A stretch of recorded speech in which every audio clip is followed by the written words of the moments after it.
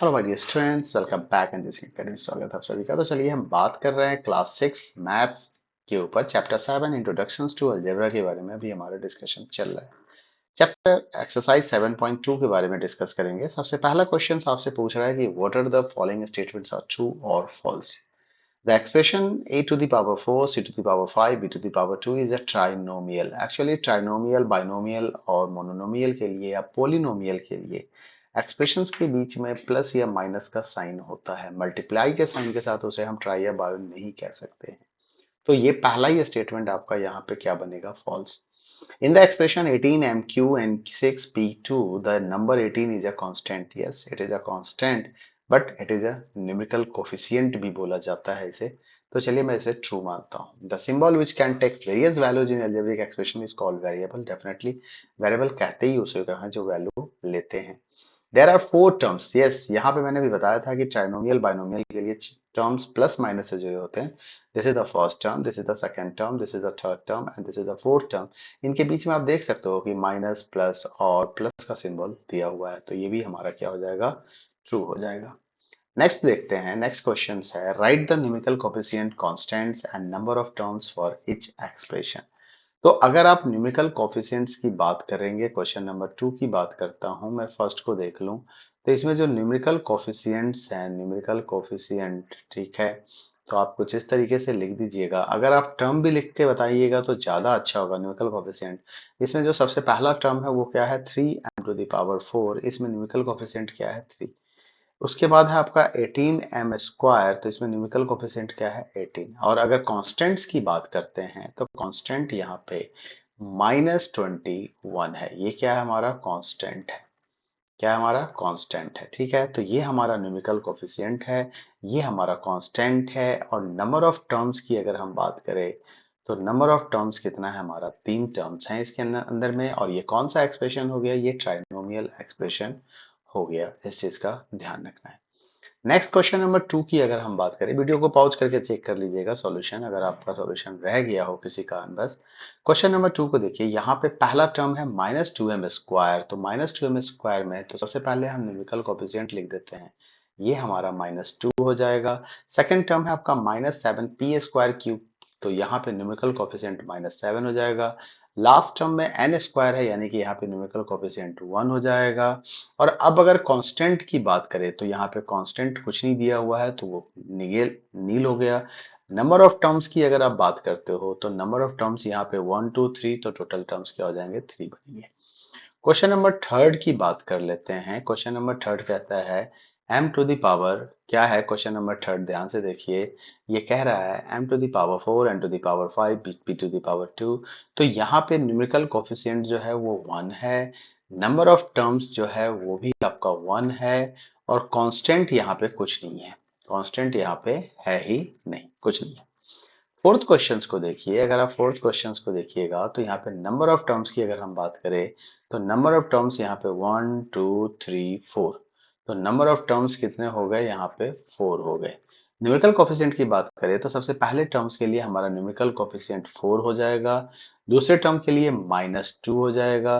तीसरे टर्म के लिए 1/2 हो जाएगा। ठीक है। और कांस्टेंट्स की अगर हम बात करें तो यहाँ पे कांस्टेंट क्या है? कांस्टेंट आपका 3 है। क्लियर हो गया ये? तो ये सॉल्यूशंस है इस क्वेश्चन नंबर 2 का।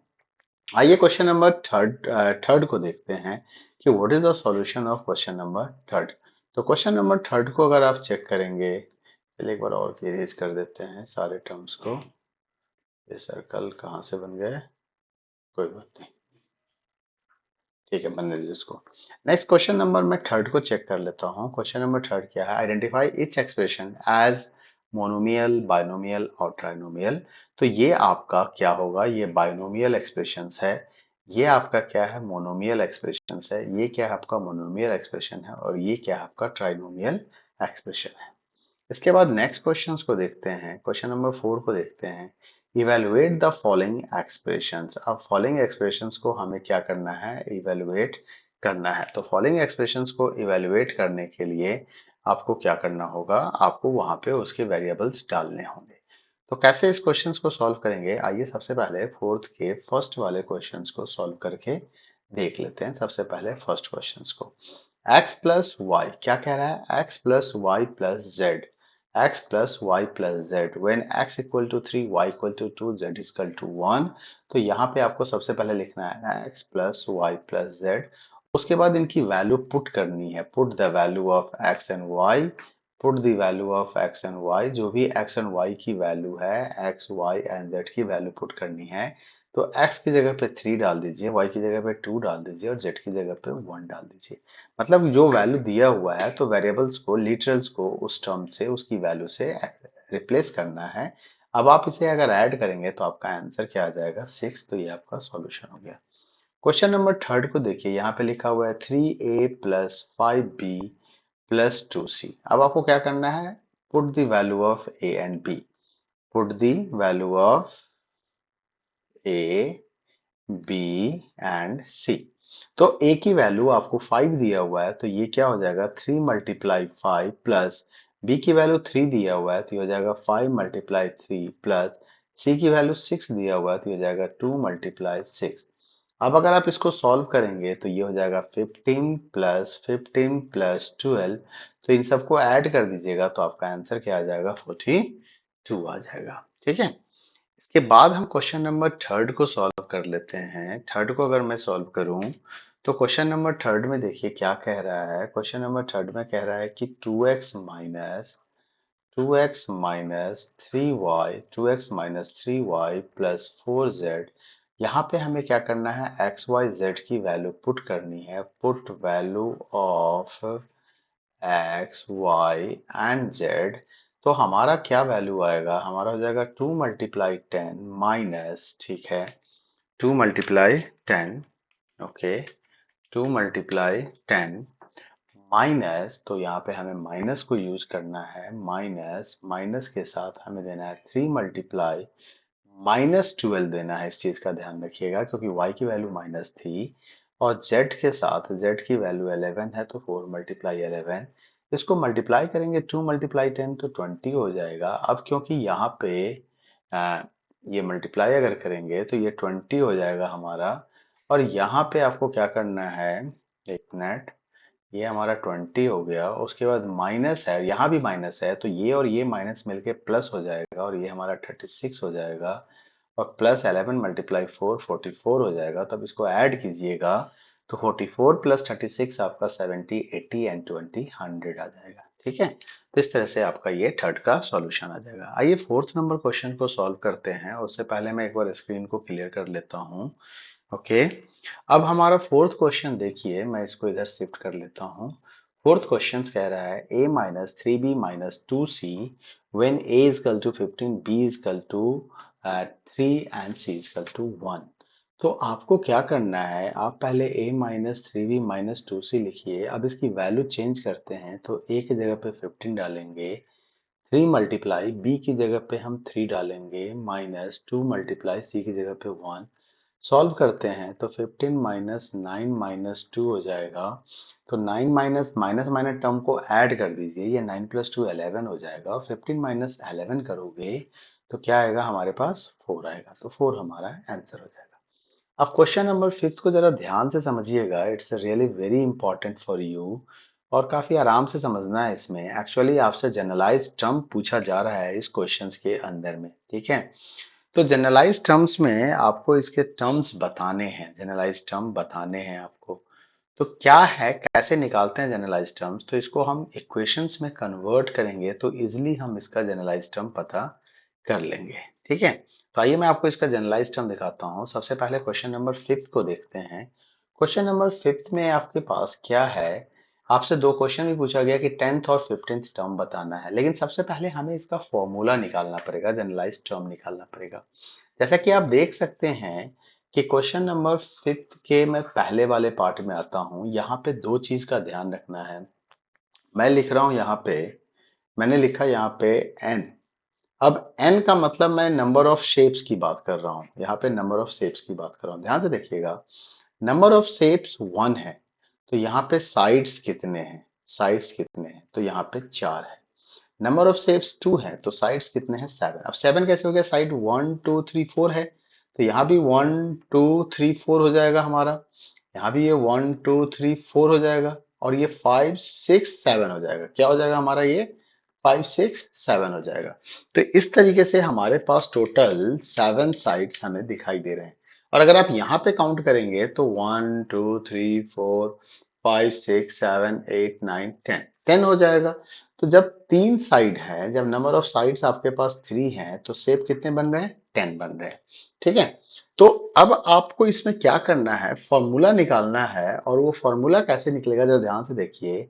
मैं यहाँ पे अगर कह देता हूँ, फॉर्मूला लिखता हूँ यहाँ पे कि 2 मल्टीप्लाई 1, 2 मल्टीप्लाई यहाँ पे नहीं, हमारा क्या है 3 साइड से ना, तो हम यहाँ पे 2 मल्टीप्लाई नहीं करेंगे, हम यहाँ पे 3 मल्टीप्लाई करेंगे। क्या करेंगे 3 मल्टीप्लाई करेंगे। तो जो फॉर्मूला बन के आएगा वो 3 मल्टीप्लाई 1 प्लस 1 का आएगा। अब 3 मल्टीप्लाई 1 3 प्लस 1 कितना हो जाएगा 4 हो जाएगा। 3 मल्टीप्लाई 2 कितना हो गया 6 प्लस 1 कितना हो जाएगा 7 हो जाएगा। और 3 मल्टीप्लाई 3 प्लस 1 क्या हो जाएगा हमारा 10 हो जाएगा। अब अगर आप इस पे ध्यान देंगे तो ये आपका n की वैल्यू है। तो फाइनली अगर मैं देखूं तो मैं यहाँ पे लिख सकता हूं जनरलाइज टर्म। जो हमारा जनरलाइज टर्म बन रहा है वो जनरलाइज टर्म क्या बनेगा यहाँ पे, तो यहाँ पे बनेगा 3 multiply n plus 1, 3 multiply n plus 1। तो ये आपका जनरलाइज एक्सप्रेशन हो गया। जनरलाइज एक्सप्रेशन अगर आप कहें तो ये जनरलाइज स्टेटमेंट हो गया 3n प्लस 1। जो इन शॉर्ट आप चाहें तो ये लिख सकते हैं इसको 3n प्लस 1। अब इसने पूछा कि 10th और 15th टर्म क्या होगा। तो अगर आपको 10th टर्म पता करना है तो n की वैल्यू 10 मान के 3 मल्टीप्लाई 10 प्लस 1 कर दीजिए, तो 31 आपके साइड्स मिलेंगे। और अगर 15th टर्म की बात करनी है तो आप क्या कीजिएगा 3 मल्टीप्लाई 15 प्लस 1 कर दीजिए, तो ये आपका 45 प्लस 1 46 एक्सप्रेशन यहाँ पे निकल के 46 साइड्स यहाँ पे निकल के आएंगे। क्लियर है ये चीज। ठीक है। तो इस तरीके से आप ये जनरलाइज स्टेटमेंट भी निकाल सकते हैं। अब अगर मैं देखूं यहाँ पे, एक बार मैं इसको सेलेक्ट कर लेता हूं डिलीट करने के लिए। अब अगर हम नेक्स्ट टर्म को चेक करें कि क्वेश्चन नंबर सेकंड को देखें, तो यहां भी अगर आप ध्यान से देखिएगा तो ध्यान से देख के आपको क्या पता चल रहा है इस जगह पे क्वेश्चन नंबर सेकंड के अंदर में, कि नंबर ऑफ साइड्स यहाँ पे 6 हैं, यहाँ पे नंबर ऑफ साइड्स 11 है, यहाँ पे नंबर ऑफ साइड्स 17 है। नंबर ऑफ फिगर्स अगर देखें तो यहाँ पे 1 है, यहाँ पे 2 है और यहाँ पे 3 है। तो अब आपका 6 साइड्स है 1 फिगर पे, तो इसको जनरलाइज करने के लिए हम लिख सकते हैं 5 मल्टीप्लाई 1 प्लस 1 कितना आ जाएगा 6 आ जाएगा। और जब 2 साइड है तो 5 मल्टीप्लाई 2 प्लस 1 क्या आ गया 11 आ गया। 3 फिगर्स बन रहे हैं तो 5 मल्टीप्लाई 3 प्लस 1 6 5 3 जा 15 और 5 1 जा 5 प्लस 1 6 हो गए। और यहाँ पे 5 3 15 नहीं, साइड्स कितने बनेंगे हमारे टोटल 6 और 5 11, तो 10 एक 11 एंड 5 3 जा 15 प्लस 1 में तो हमारा 16 ही आएगा ना, है ना।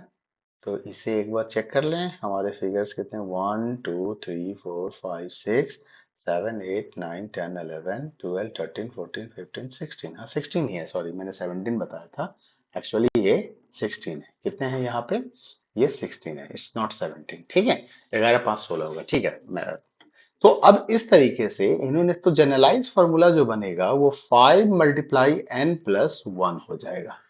और n यहाँ पे नंबर ऑफ शेप्स हैं। तो अब अगर इसने पूछा कि 10th के लिए और 15th के लिए क्या बनेगा, तो 10th की अगर आप बात करोगे तो ये हो जाएगा 5 मल्टीप्लाई 10 प्लस 1 यानी कि 51। और 15th के लिए पूछोगे तो 5 मल्टीप्लाई 15 प्लस 1 यानी कि 76। तो ये आंसर हो जाएगा। थर्ड क्वेश्चंस को अगर आप ध्यान से देखिएगा तो थर्ड क्वेश्चंस भी कुछ इस तरीके से ही आपका सॉल्व हो जाएगा। अगर आप ध्यान से इसे सॉल्व करना चाहें तो आप खुद से भी ट्राई कर सकते हैं कि आप मेरे सॉल्यूशन का इंतजार ना करें, वीडियो को पॉज करें थोड़ी देर के लिए और इसके सॉल्यूशंस को निकाल के देखें। जैसे कि आप देख पा रहे हैं यहाँ भी कि नंबर ऑफ साइड शेप्स यहाँ पे 1 है, यहाँ पे 2 है, यहाँ पे 3 है। नंबर ऑफ साइड्स अगर देखा जाए तो 1 2 3 4 5 6 7 8 यानी कि 8 फिगर्स हैं यहाँ पे। तो यहाँ पे 15 होंगे और यहाँ पे 22 होंगे। तो फॉर्मूला क्या बनेगा, यहाँ पे फॉर्मूला बन रहा है 7 मल्टीप्लाई 1 प्लस 1, ईजी है, आप आसानी से निकाल सकते हैं। 7 मल्टीप्लाई 2 प्लस 1 15, 7 2 जा 14 प्लस 1, 7 मल्टीप्लाई 3 प्लस 1, तो ये भी हमारा 22 हो गया। तो इजी फॉर्मूला है। और इसी हिसाब से इसका जनरलाइज फार्मूला जो बनेगा वो 7 मल्टीप्लाई n प्लस 1 बनेगा। ठीक है।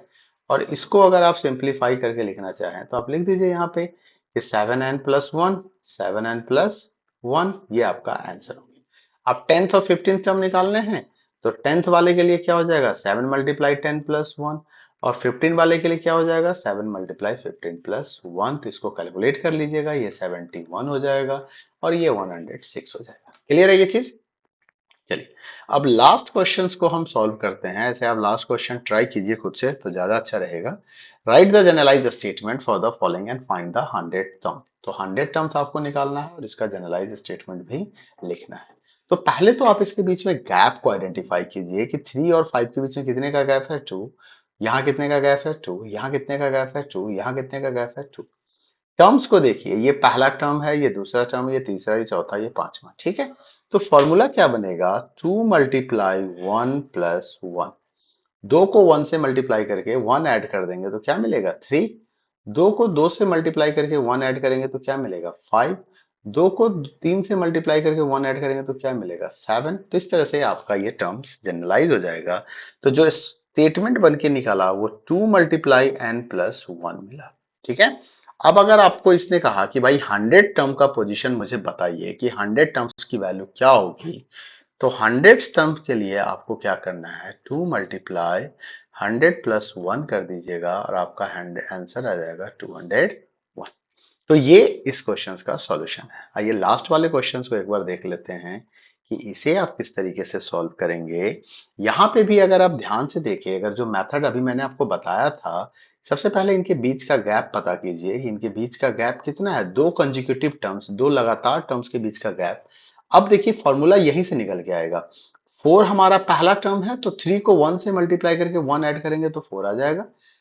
7 हमारा सेकंड टर्म है तो 3 को सेकंड से मल्टीप्लाई कर 1 ऐड करेंगे तो 7 आ जाएगा। 10 हमारा थर्ड टर्म है तो 3 को 3 से मल्टीप्लाई करके 1 ऐड करेंगे तो 10 आ जाएगा। तो जनरलाइज स्टेटमेंट क्या बना 3n प्लस 1। क्लियर हो गया ये चीज? इसमें कहीं कोई डाउट आपको शायद नहीं होगी। तो अगर आपको 100 टर्म्स निकालने हैं तो 100 टर्म्स क्या बनेगा 3 मल्टीप्लाई 100 प्लस 1। तो ये क्या हो जाएगा 300 प्लस 1 यानी कि 301। तो ये आपका आंसर हो गया। ठीक है। तो ये रहा सॉल्यूशंस एक्सरसाइज 7.2 का। मिलते हैं अगले वीडियो में नए सॉल्यूशन के साथ। तब तक के लिए अपना ख्याल रखिए। Bye bye, take.